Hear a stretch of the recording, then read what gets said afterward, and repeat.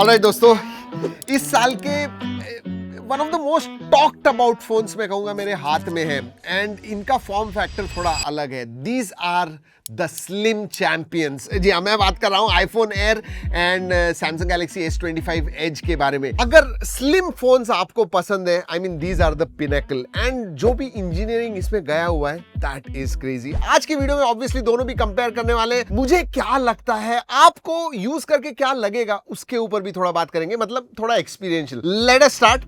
पूरा वीडियो देखिए अगर if you are interested in these slim phones. लेकिन सब्सक्राइब एंड बेल आइकन करना मत भूलिएगा दोस्तों. बहुत सारे लोग आते हैं, देखते हैं वीडियोस, लेकिन सब्सक्राइब करना भूल जाते हैं. तो क्विक रिमाइंडर. चलिए लेट अस स्टार्ट. वैसे सबसे पहले प्राइस. क्या प्राइस के मामले में दोनों सिमिलर हैं? नहीं.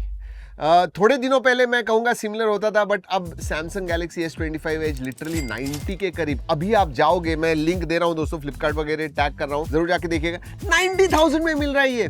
Whereas this one is 1,20,000. तो 30,000 का डिफरेंस है. तो प्राइस के मामले में they are kind of S25 as is much affordable. मेरा जो फाइनल वर्डिक्ट है ना, वो क्या होने वाला है, बहुत इंटरेस्टिंग होगा. बट कुछ मामले में जब हम कंपेयर कर रहे थे तो S25 एज ने मुझे सरप्राइज किया. For example, first thing is camera. मतलब हम कैमरा, आईफोन कहते हैं कि आईफोन का कैमरा जबरदस्त है, but in this particular case iPhone Air के बहुत सारे कॉम्प्रोमाइजेस हैं because of that single 48 megapixel camera. आपको इसमें 200 मेगापिक्सल प्लस 12 मेगापिक्सल का पीछे कैमरा मिलता है. 12 मेगापिक्सल का अल्ट्रा वाइड है, बट 200 मेगापिक्सल का प्राइमरी सेंसर होने की वजह से इसे बहुत सारे एडवांटेजेस हैं. वेयर ऑन एयर, जी हाँ, अल्ट्रा वाइड नहीं है इसमें. 1x आप कर सकते हो, 2x कर सकते हो, बट ऐसे मैं नहीं कहूंगा कि वो ऑप्टिकल क्वालिटी के फोटोज आते हैं. एट द मोस्ट आई से लॉसलेस. बट हाँ, S25 एज में 200 मेगापिक्सल होने की वजह से जो 2x आपको मिलता है, I think they have nailed that. अभी जो क्वालिटी आती है, जो डिटेल्स पुल अप करता है S25 एज का कैमरा, मैं साइड बाय साइड आपको दिखा रहा हूं, जरूर देखिएगा. You will come to know it at one glance. You will come to know the difference. And second thing is dedicated ultra wide भी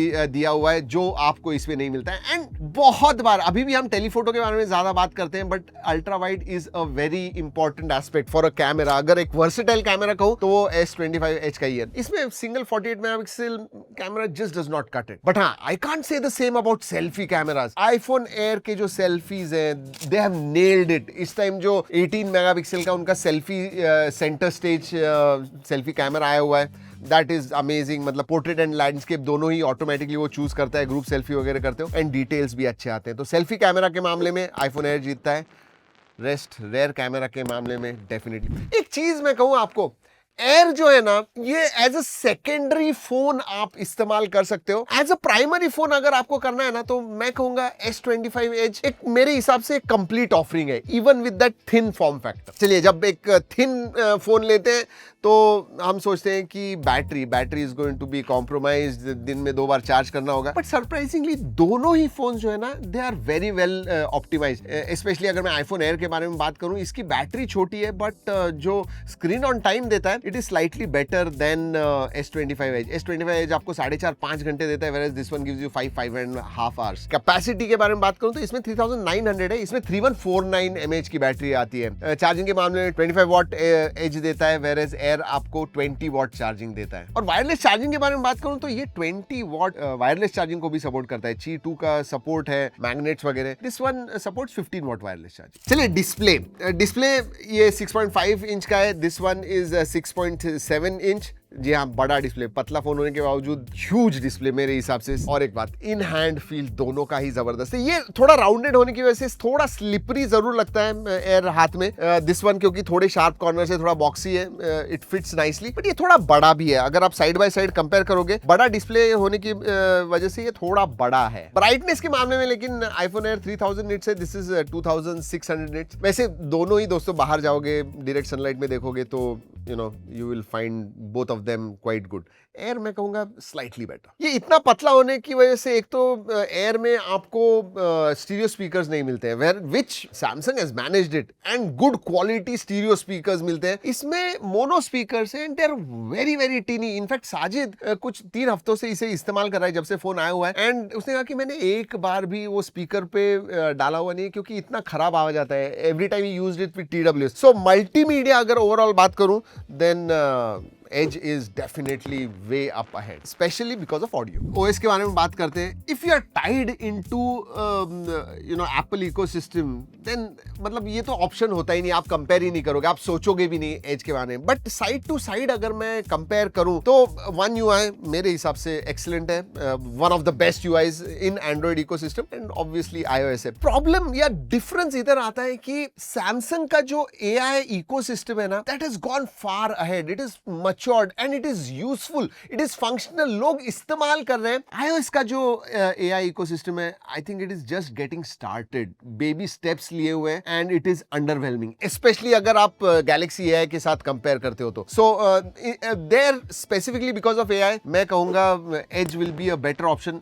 बट जैसे मैंने कहा दोस्त, अगर आप iOS इकोसिस्टम में, एप्पल इकोसिस्टम में हो, you don't have a choice. I mean आप ये एज को कंसिडर भी नहीं करोगे फिर। मतलब बेसिक सब जो फीचर्स है, नोट असिस्ट, ये वो सब तो है ही, but circle to search crowd favourite है। लेकिन सबसे ज्यादा जो मुझे अच्छा लगता है वो है क्रॉस ऐप इंटीग्रेशन। मतलब जब आप AI इस्तेमाल करते हो, यू नो, दो एप्स इंटीग्रेट होते हैं सीमलेसली, उसकी वजह से जो यूज केसेस आते हैं they are actually useful in your daily workflow. तो उधर मैं अगेन गैलेक्सी है। और एक फ्रस्ट्रेटिंग चीज जो मैं अभी एक्सपीरियंस कर रहा हूँ, क्योंकि मैं प्रो मैक्स इस्तेमाल करता हूँ, देखिए ना, लिक्विड ग्लास वगैरह आ गया है, लेकिन अभी तक स्प्लिट स्क्रीन नहीं आई है। I mean that is the basic thing. iOS split screen कब आने वाली है? चलिए कनेक्टिविटी के बारे में बात करते हैं। वैसे एयर जो है ना, फिजिकल सिम के साथ नहीं आता है, ओनली ई सिम सपोर्ट। तो if you are comfortable with it वो ठीक है। बट हाँ, इसमें आपको USB भी 2.0 मिलता है, एज में USB 3.2 मिलता है। So data transfer rates are much faster. Connectivity में I think both are equal, क्योंकि सभी 5G बैंड्स वगैरह वो सब सॉर्टेड है दोस्तों, उधर मैं कंपेयर भी नहीं करने वाला हूँ। कनेक्टिविटी ऑप्शंस वगैरह कोई प्रॉब्लम नहीं है। बट हाँ, USB में एंड फिजिकल सिम सपोर्ट में दोनों में ही S25 एज आगे निकल जाता है। अब परफॉर्मेंस के बारे में बात करते हैं। 8 Elite इसमें भी फ्लैगशिप चिपसेट है। दिस इज A19 Pro, इसमें भी फ्लैगशिप चिपसेट है। वैसे एक बात कहूँ, A19 Pro मुझे समझ में नहीं आया क्यों दिया हुआ है, क्योंकि ये फोन ना थोड़ा गर्म होता है। I think A19 Pro is a very very powerful chipset, specially इस पतले फॉर्म फैक्टर के लिए। तो वो थर्मल्स में थोड़ा मार खाता है। बट अगर मैं रेगुलर के बारे में बात करूं दोस्तों, Geekbench पे फॉर एग्जांपल A19 Pro का जो सिंगल कोर स्कोर है वो ज्यादा अच्छा आता है। मल्टी कोर में एज गोज अहेड। तो डे टू डे यूसेज में, actually day to day usage में आप हेवी ज्यादा चीजें करते ही नहीं हो, तो both will have similar kind of performance. सिर्फ इतना ही है कि जब हेवी चीजें करते हो तो थर्मल्स में ये थोड़ा ज्यादा गर्म हो जाता है। बट गेमिंग वगैरह आपको अगर करना है ना, then S25 edge definitely 8 Elite with जो मल्टी कोर स्कोर, जो परफॉर्मेंस है वो ज्यादा अच्छा होने की वजह से गेमिंग में ये परफॉर्मेंस आपको ज्यादा अच्छा देगा, specially because of thermals as well. वैसे अपडेट्स के मामले में सॉर्टेड है। मतलब पहले हम कहा करते थे कि iOS रेगुलरली अपडेट्स देता है 4-5 सालों तक। भाई 7 साल के मिल रहे हैं आपको एज के साथ। एंड ऐसे नहीं कहूंगा कि ये 5 ही साल के। एप्पल के मन में होता है कि भाई कब अपडेट्स देने, किस डिवाइस को रोक देंगे, उनके हाथ में होता है। कम से कम 5-6 साल आपको मिलता है, तो उसका प्रॉब्लम नहीं है। But this is definitely 7 years। सो या चलिए थोड़ा ड्यूरेबिलिटी के बारे में बात करते हैं। इधर ना मुझे लगता है कि आईफोन थोड़ा आगे जाता है, क्योंकि इसमें टाइटेनियम फ्रेम आती है। वैसे थिननेस के मामले में 0.2 mm से एज जो है वो ज्यादा थिक है। एंड ड्यूरेबिलिटी में इसमें सेरेमिक शील्ड 2 आता है, whereas S25 एज में आपको गोरिल्ला ग्लास सेरेमिक 2 मिलता है। आई थिंक सेरेमिक शील्ड 2 जो है ना, वो अभी पहले जो स्क्रैचेस वगैरह आया करते थे उधर डेफिनेटली इंप्रूवमेंट है। But both of them are quite durable.